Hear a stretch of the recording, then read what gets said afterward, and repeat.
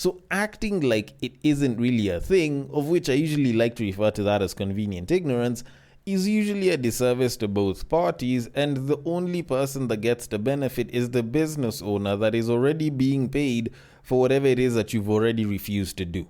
Alright, now I'm not saying that you're obligated to sleep with a dude, but by the time you are leaving your house to go and meet up with this guy, or to go on a road trip, or to get flown out by this guy, you know very well it's not like he wanted you because of your personality.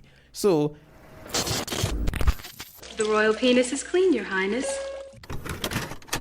Welcome to the Breakdown Podcast, where I talk about love, sex, and relationships from a guy's perspective, as well as a bunch of other guy shit. The man on the mic is a man who might find it hard to breathe if you've got that asthma. He is also a man who may include running his mouth to his cardio routine. It is none other than your tall, dark, and mildly handsome man, Sir Denver B. And I am here for the sake of repetition.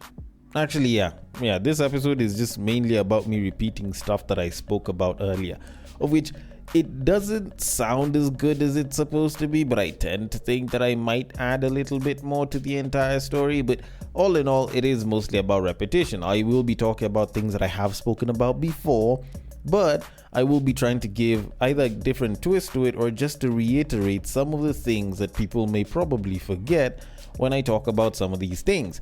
And should you like it, should you not like it, should you want to give a different sort of feedback, or should you want to suggest potential topics that I should discuss on the podcast, then you can do it via social media. The links are always in the description and they rarely ever change. My DMs are always open and I would be more than happy to receive your feedback and handle it accordingly. Now, I do have quite a bit that I need to get into, and I'm gonna be honest, this almost feels like it's like a no-brainer, but I feel like sometimes you have to explain why it's a no-brainer to some people, because I know there's going to be a justification for this one, even though I did actually mention it. And it's one of the many things that keeps some airlines in business, and that is the idea of being flown out. Now, for those of y'all that may not be familiar with the idea of being flown out, this is the particular situation where someone, most likely of the female gender, is sponsored to take a plane ticket to go and see someone, usually a man, for matters directly related to the conjugal arts, aka sex.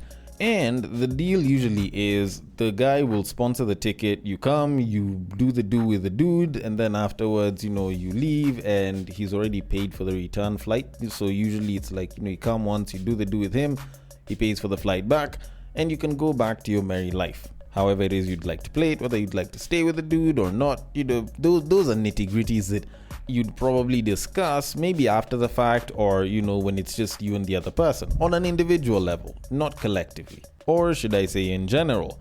Now, this is one of those things that people talk about online. Some people have gone through it, some people perpetrate it, but essentially it is something that some people do. But it's not too dissimilar to some of the things that happen on an everyday basis. The typical, a girl will get picked up by a guy, they go for a quote-unquote road trip, or they go for a staycation out of town, and then, they're supposed to do the do and then come back. So essentially they go there for the weekend or for a night, then they come back. It's more or less the same thing, just, taken to another level where someone kind of has to use a plane and, take a flight and shit. So not too long ago, while I was online, I saw a debate where some people on Twitter were going back and forth with each other about whether or not it's a stupid decision to get flown out by a guy, not give up the goods, and then expect this guy to pay for your flight back, and not be prepared for the likelihood that he won't. Now, it was something that involved a back and forth between two people, so I am going to read what one person said and what the other person replied to, and I will get into my thoughts on it, because I feel like some people just choose to not be smart, or just choose to not exercise some level of, I don't want to call it common sense, so I'll call it social sense, when it comes to matters like this. So a man said, and I quote, "Niggas be leaving y'all stranded and all you had to do was fuck. Don't let your pride get in the way of you getting back home." End quote. To which a woman responded and said, and I quote, "Y'all don't be understanding how weird y'all sound when y'all say shit like this. Nobody is obligated to give their body to y'all weird ass men."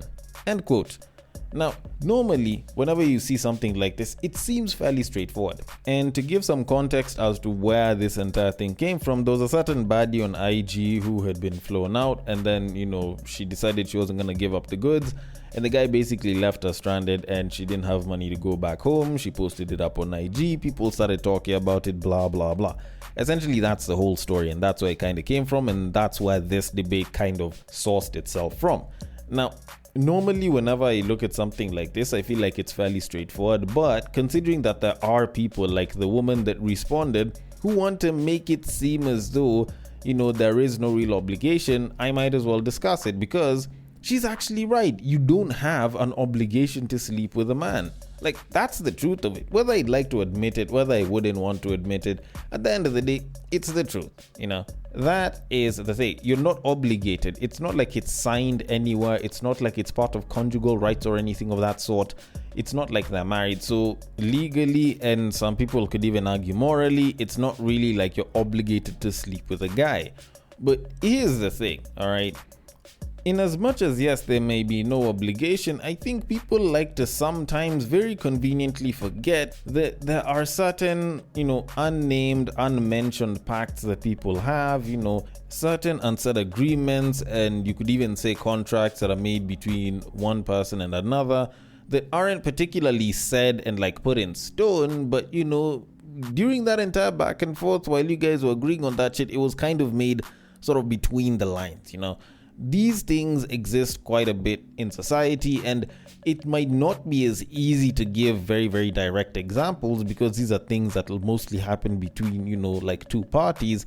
There are some very, very evident ones. It's kind of the same way I speak of the gray line that exists for a lot of people here.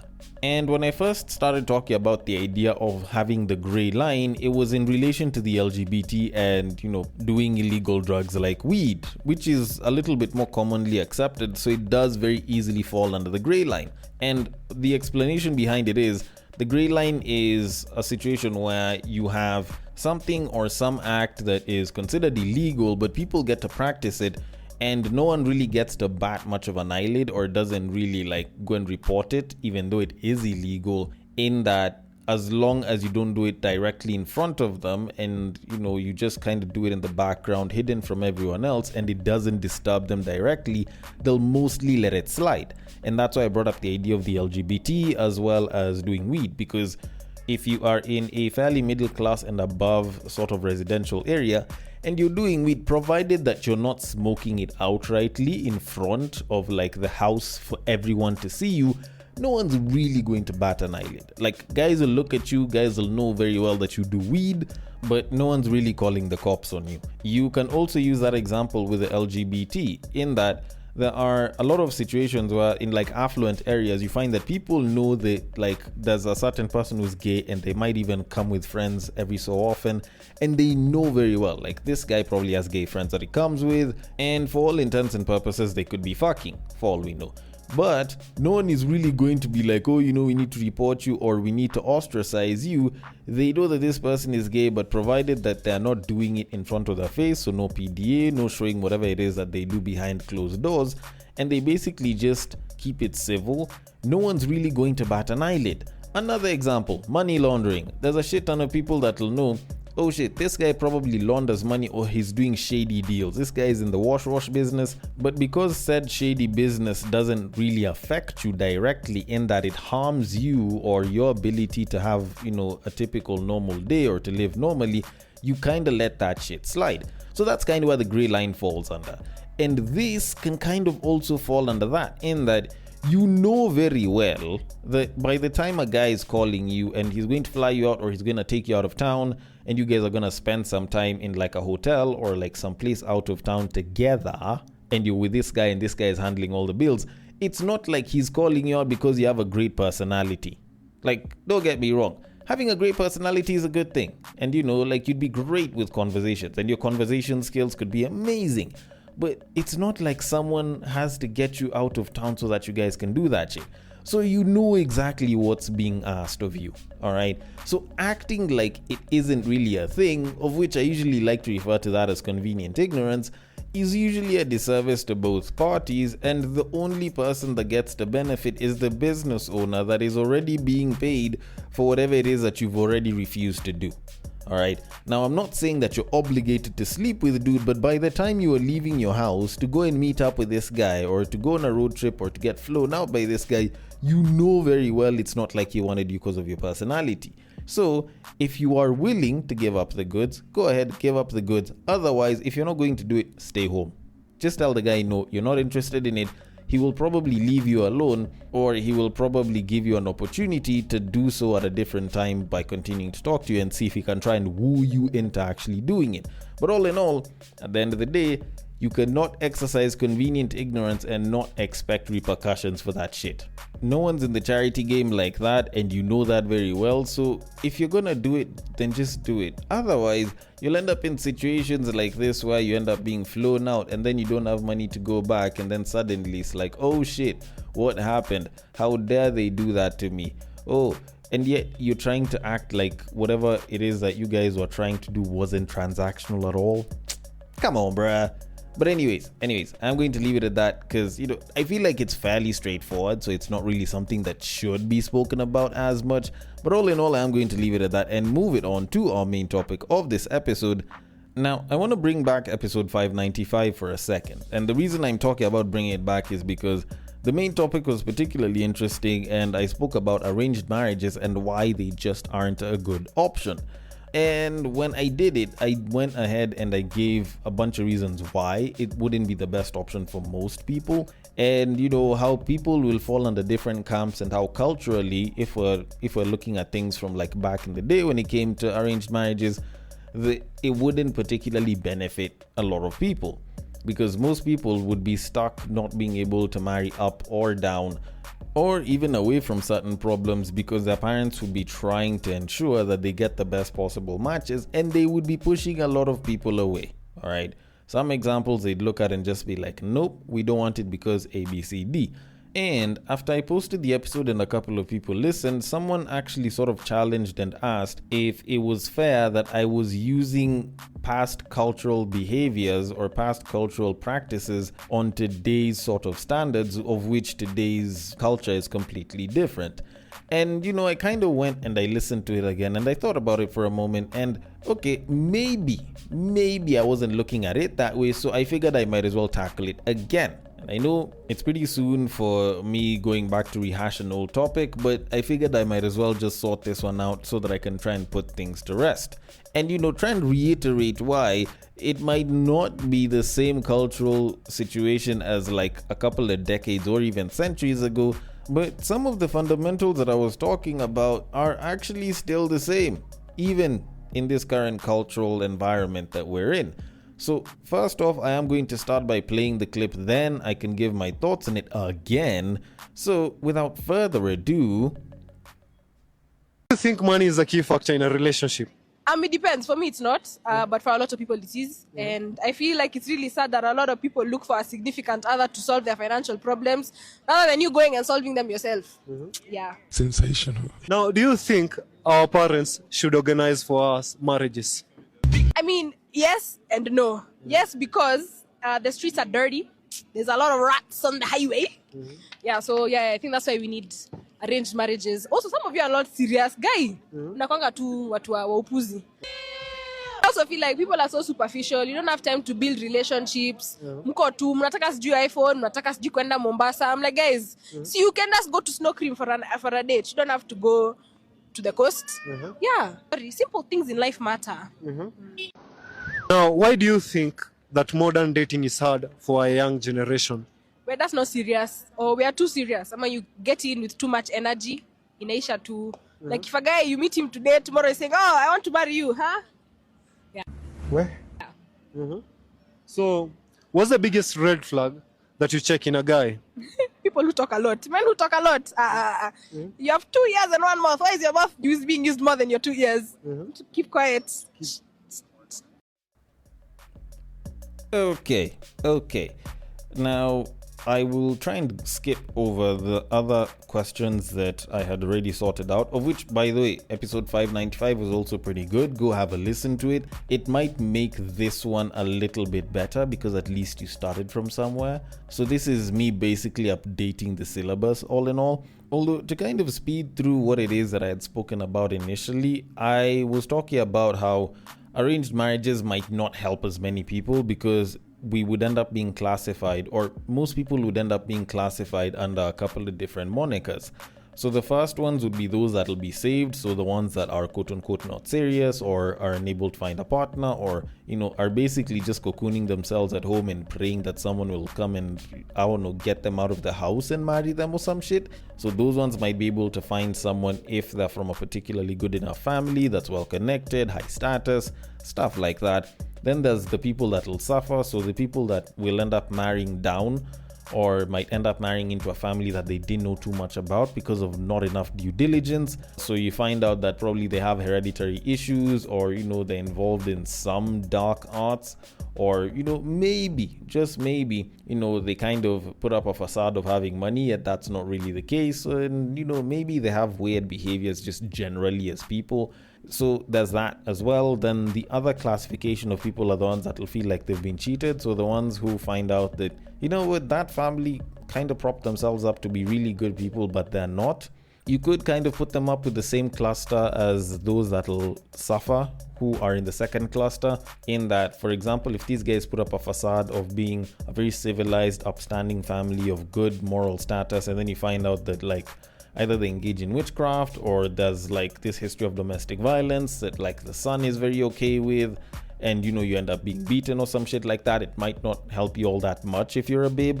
Then there's a fourth cluster that will be protected or will manage to gain. So for example, if you marry up and these guys want to uplift your family, because let's say your family isn't doing all that great, and they use their connections, they use their capabilities to try and help you come up so that it looks like they married into good status as well, so that it doesn't make them look as bad or like they're trying to save a hoe or some shit like that. Then the last pile, you can kind of just classify them as the losers, because they will probably be the biggest pile, and they will be the ones that won't be considered as much by most people because of certain standout issues. So if you have poor social PR, so probably the people around your area don't like you as a family, and they say that you guys do weird shit or you act differently, and they don't like you like that. If, for example, it's a single parent situation or a broken family situation, so that indicates dysfunction, instability, blah blah blah. And a lot of cultures weren't for that, which is why a lot of marriages back in the day were kind of forced to stay together. Then there's issues like hereditary diseases, shit like witchcraft, having bad just general reputation as a family, and even for you, just having poor general reputation as a person could kind of throw you into that stockpile, whether whatever it is that's said about you is good or bad. And essentially I was talking about people being clustered into those clusters because of what past cultural desires and needs and requirements were for someone to be considered of good status enough that trying to get someone to marry wouldn't be such a big problem, or it would be such a big problem. But considering that we're looking at stuff from today, and the cultural environment for a lot of people is very, very different, are things going to be different really? Honestly, I don't think it'll be all that different. Just mostly because I think there is more or less the same underlying ideas on what it is that would make for a good potential partner if your parents were the ones looking for a partner for you. So one of the most evident features that's going to be seen in that is the issue of chasing money, power, status, and wealth. And you still see this happen quite a bit, where certain parents, because they've managed to accomplish a couple of things, would not want their kids to marry someone who isn't accomplished, or doesn't come from a particularly good background financially or status wise. So they'll kind of be against it for the most part. Okay, nowadays people can sort of elope or just go in and get married at the AGs and shit, but if you run it through your parents, more often than not they'll kind of want to know the kind of status and social condition of the family that you're marrying into. So seeing parents decide, I want my daughter to marry someone who has means, or I don't want my son marrying someone who's from a poor family because he'll be forced to support them, blah blah blah. Like, those are things that parents will probably still kind of look at and be like, they aren't all entirely for it.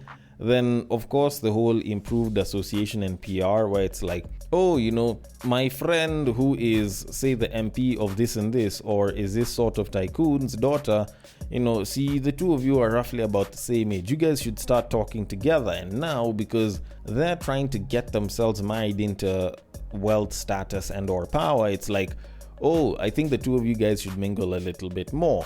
And then at that point, now it's like, oh, you should definitely be dating. And that time, you might find that your father or your parents are busy trying to negotiate on like the two of you being joined together in holy matrimony and shit. And stuff like that can happen, and it does happen for quite a number of people. And you don't necessarily just have to be from like a very conservative or very cultural background. It is something that even liberal people still do to this day. So it is something that you can definitely see if you were to let your parents choose your partner for you in some instances. Now, the other one is how, like, the fact that it's not about your feelings, whether you like this person or not. Like, if they're not your type, if they are, at the end of the day, like, the marriage is the marriage. And it's about the parents, it's not about you. And for them, they're going to say that they are trying to get you married into X and Y's family, or they will try to have you married into person so and so, and they will say that it's going to be the best for you. Or if they're going to try and make it seem like it's supposed to be a selfless decision, or it's supposed to be beneficial to everyone, that's when they're like, oh, it'll be good for the family. But at the end of the day, they are trying to get you married off to someone else. All right. Now, with that said, of course, there are going to be differences, because nowadays people aren't as superficial, at least when it comes to you as a parent trying to marry your child off. I don't think there's that many parents that are as superficial. So you find that there are going to be quite a number of parents that are going to be like, you know what?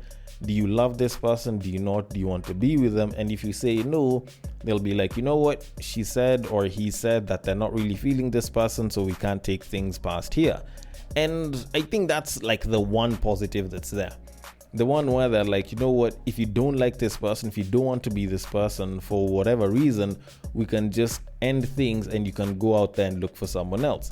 The sad part is, for them, they may probably be trying to find people even as you're saying that you don't feel as interested. So by the time you're ending shit, they're like, oh yeah, we can go and look for someone else. And the following day, they're like, oh yeah, by this, so-and-so wants to meet you for a date. So like, especially that thing where you find that people kind of have to go through a sort of recovery period after relationships so that they can kind of get back to being in tune with themselves. Like, they, or should I say the parents, might kind of glaze over that, just the same way they'll glaze, or they might glaze over your feelings. So, that's also something that I could see being sort of a downside. But I think the other big issue that might be there is, the question of what if your parents don't know anyone or aren't associated with someone of the same status. So for example, if your parents are very introverted, they don't talk to that many people, it might become harder. Actually, if it's just your parents selecting a partner for you, it will be a lot harder for them to find a partner for you. And it's mainly because they just don't have enough of the social circle to actually look for someone, which could mean that you have fewer options and some of them might even be worse. So like, there's also that's there as a problem. And if they aren't associated with higher status people, you don't get to break out of like the situation that you're currently in. So it's very, very likely that wherever you are in like the social scale or like the status quo doesn't really change as much, because you're basically dealing with people that are basically of the same level. Maybe you could have a couple of advancements here financially, and that's a great thing if you're lucky. But more often than not, that'll probably kind of lock you into a certain social class that you might not be able to scale up from, and you're kind of forced to just be there. But anyways, all that said and done, is this something that could work? Like, your parents being the people that choose your partner for you, Well, honestly, still, it's a no. I don't think that that's very possible. I don't think it's possible in this generation. I don't think it's possible with the next generation. I feel like best case scenario, and this is absolute best, maybe 2 generations, but I tend to think by then AI will be choosing your partners for you, which is worse because, you don't know if it has an agenda. And at least with parents, you can see what the agenda is. With AI, though, it might be subscribing you to a robot. But, then again, that's just me. So to kind of conclude all of this, what, you thought that, this was going to be better if I kind of put it to, today's standards? No, okay, maybe for some of the losers, they'll start to win out, if you're in a single parent situation and shit, and some of the other issues. But in reality, it still doesn't benefit the largest majority of people. It does get quite a number of people hitched though, but even then, I don't think it'll be better for a lot of people, in that it's not like you're scaling up through getting married. But, then again, who's always looking at scaling up through getting married? Either way, I might be wrong about this, I might be right about it. All in all, I want your thoughts on it. The DMs are open. On IG, it is at the breaktime_podcast. On Facebook, it is at the breaktime podcast. On X, it is at Bagaka the D. And on Bluesky, it is at the breaktimepod.bsky.social. Thank you so much for listening all the way till the end, and I will catch you guys on the next break. But what I believe is that if you put a pastor and a prostitute in one room, one is likely to convert the other.